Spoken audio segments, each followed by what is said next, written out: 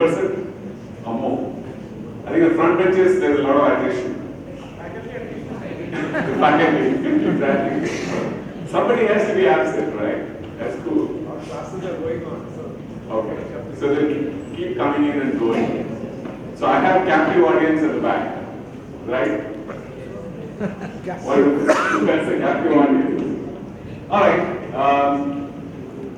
So the business media and B-School synergy. Okay. So which means you guys have actually nailed us, saying that business media means business media has to have something to do with the B-School, and the synergy has to be established. That's what it is, right? It was a bit of a complicated kind of topic. I was wondering what to do with this. So I have come up with some kind of answer to this particular dilemma that we face. How do I get this synergy between the business schools and the business media? And in the process also talk about the businesses as it were, because at the end of the day you are in the business of business education for producing manpower for the business. So at the end of the day, you are really in the process of engaging with the businesses as it were. So I think my talk would be revolving around these whole issues about how does the business schools work. I mean, my colleague Prem had very ably put it in many words and also set a direction for how the business schools should be really looking at the businesses to which you are producing the human talent, so that you are in a position to say that we have done a good job here because our people are placed in some of the very good businesses, and eventually they will go out and create their own business. Because at the end of the day, this is one of my favorite things I keep telling everybody, saying that if your business school graduate were to go out and within 10 years he is not able to produce jobs for others, not necessarily you should be an entrepreneur, but you should have an entrepreneurial mindset. There are two different things. You can be a CEO of a company earning salary for the rest of your life. But if you have an entrepreneurial mindset, then you will treat that company as your own right from day one. And you will also start thinking in terms of how do I take this business forward? If this was my business, what will I do? With this, your inspiration comes to work, and you are no longer worried about your increments, your promotions and so on, because you know very well, if I grow this company, I am the company. So therefore, I will get all the benefits that would come naturally to me if I grow this company. So this is the kind of entrepreneurial mindset I'm talking about. Not necessarily the executive would be able to think like this and then be able to act. But once you come to a senior management, middle management level, if you do not have that entrepreneurial mindset, then you will have a problem. Because you will still be looking at someone to lead you. If leadership is not within you, then your glass ceiling will be reached. You will not be able to break out of that glass ceiling and go forward because your mindset is already that of an employee, not as an employer. So the business schools, right at the outset, I want to tell you, is to create a mindset in your student community that is passing out of your hands, that they should be in their mind always think that they are the employers. After all, we are talking about master of business administration. We are talking about administering business, and we are supposed to be producing masters in it. So what does the master do? Master is naturally the leader. That's what I expect him to be. So the master of business administration should be thinking like an entrepreneur and produce employees probably under him or above him and engage them as such, and then create an overall ecosystem with which you grow. And ultimately, if you are lucky and you get out and then you start your own company, that's wonderful, it's great. And you are able to create create jobs, then you're providing jobs directly. Believe me, both models are equally good. In fact, I would say that as an employee, if you have to have an entrepreneurial mindset, the chances are that you'll be far more successful because your funding, your headaches, all those things are taken care of by the company. All you have to really do is produce and support and go forward. So that's, in a way, it's quite comfortable. But if you're an entrepreneur, the ball game is completely different. You have to be doing everything yourself. You have to get the funding, you have to get the permissions, you have to deal with the bureaucracy and the markets and so on. So that's completely different ball game. So in both, there are options in which you can do it, but ultimately the whole thing boils down to, do you have it or you don't have it? If you have it in you, that's when you are here.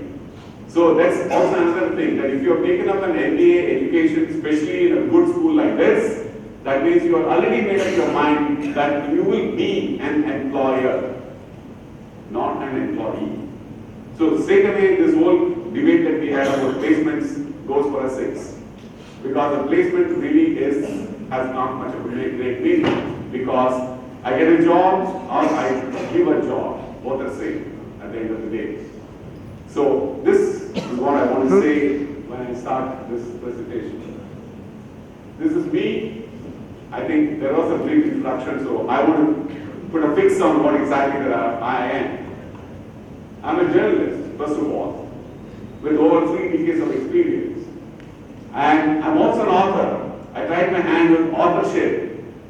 This is a message for the faculty, basically. I mean, I wish that more faculty was here.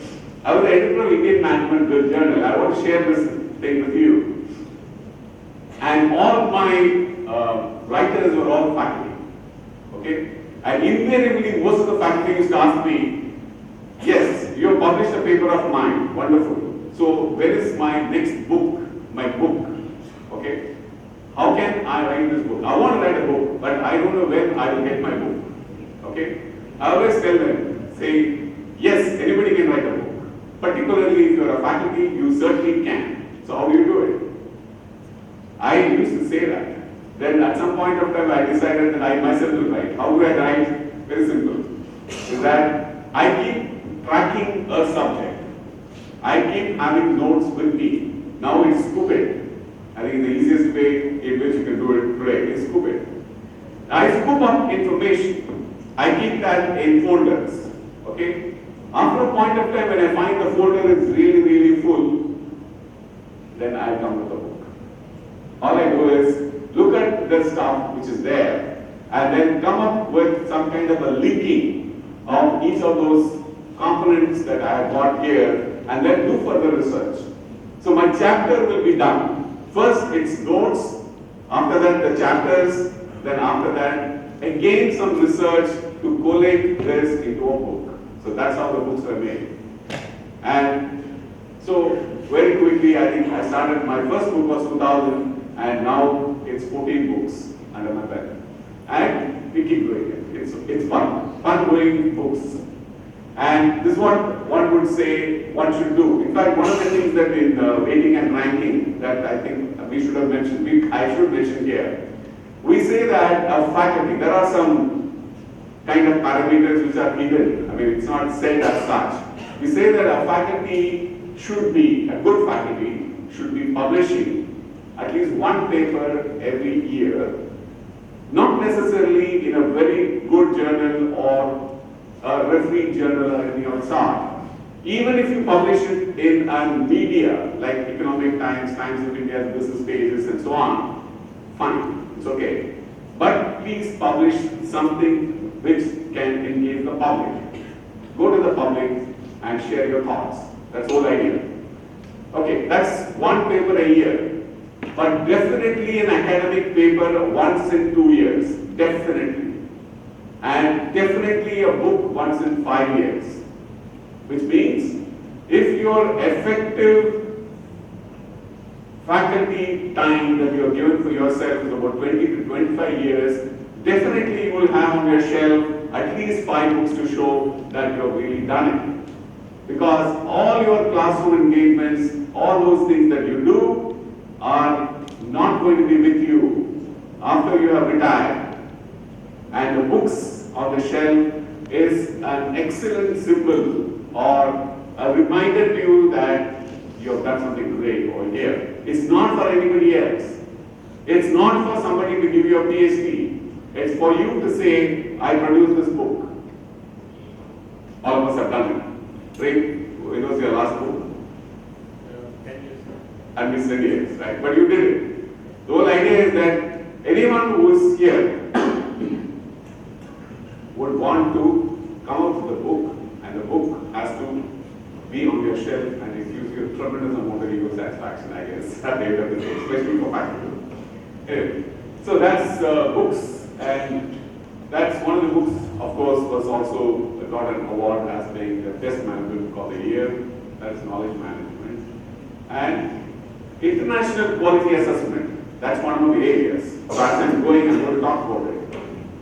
I have an organization called SIA, Standards for Educational Advancement and Accreditation Trust. It's a public trust which I started basically to focus on international quality benchmarking and assessment for the Indian business schools.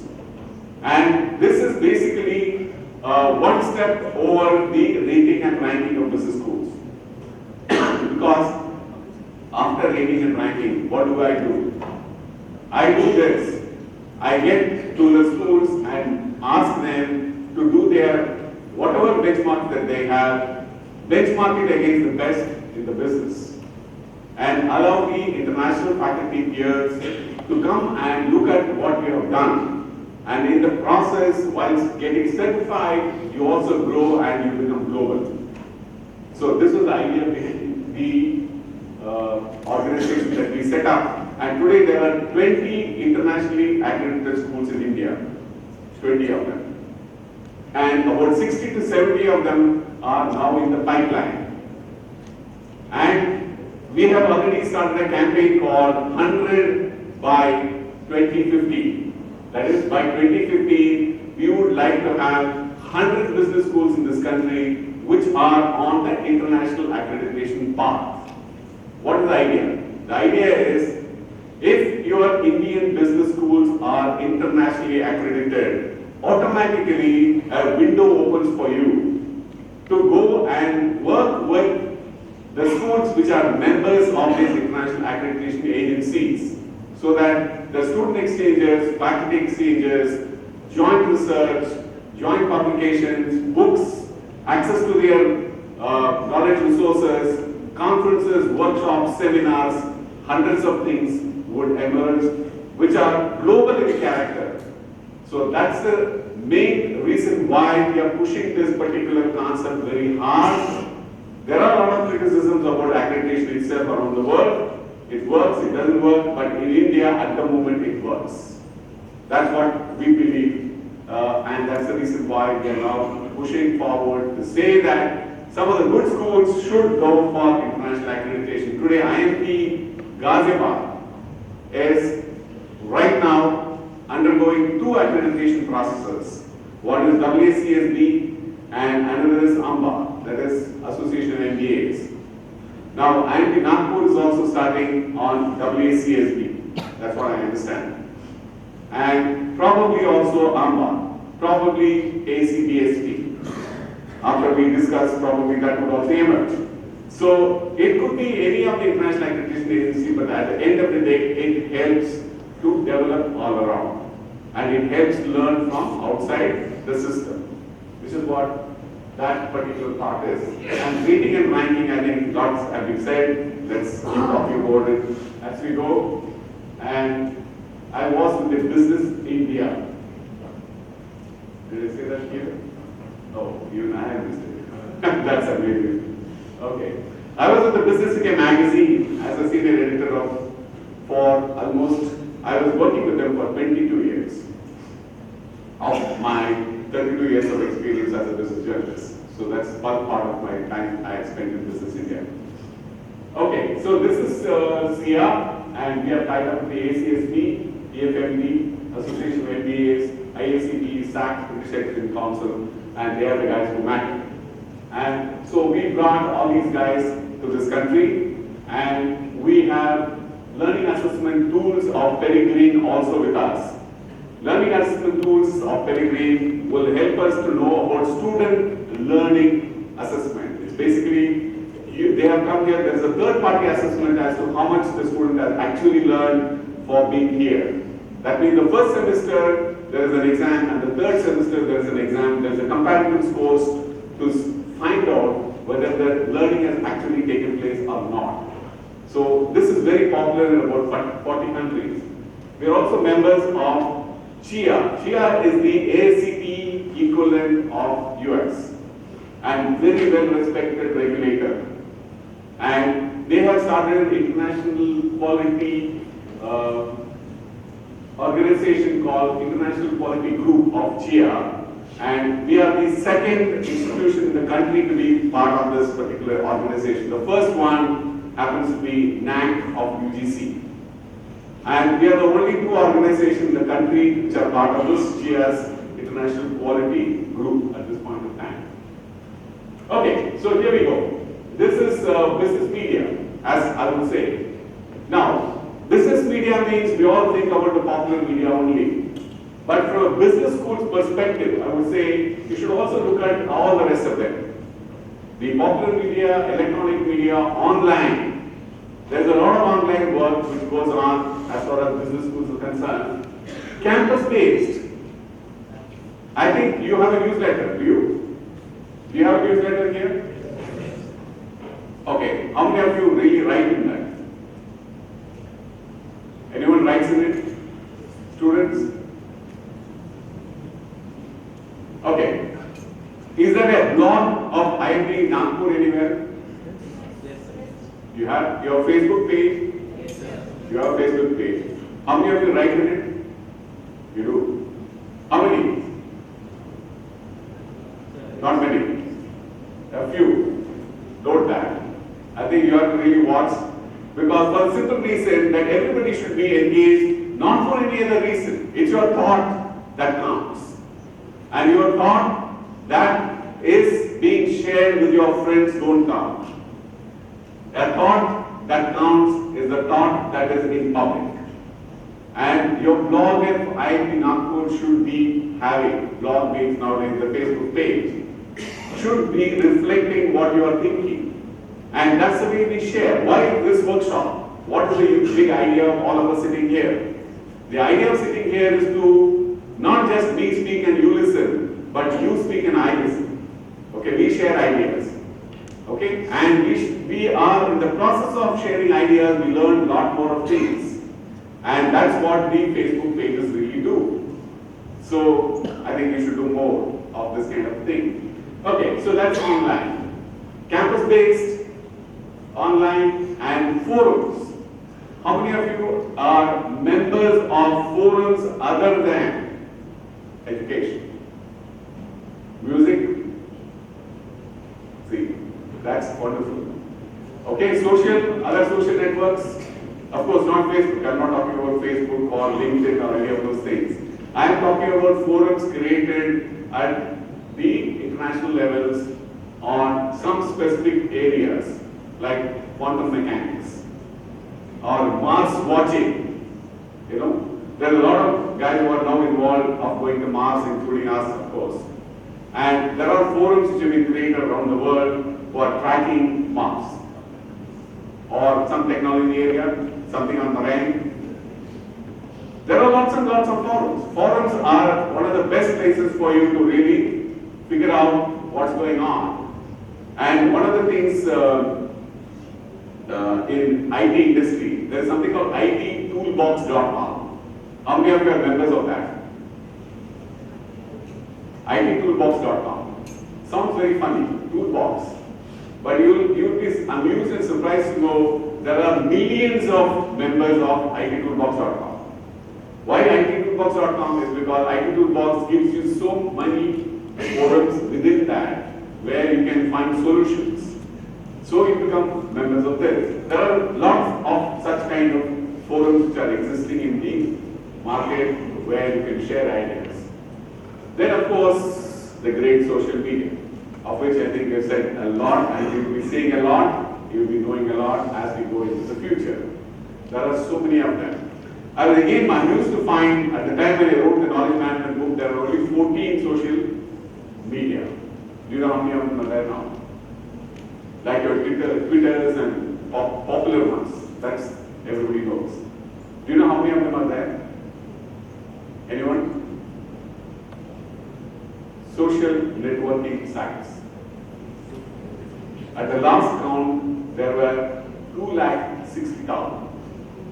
Last count. 260,000 social networking forums, I will call social media, are available now.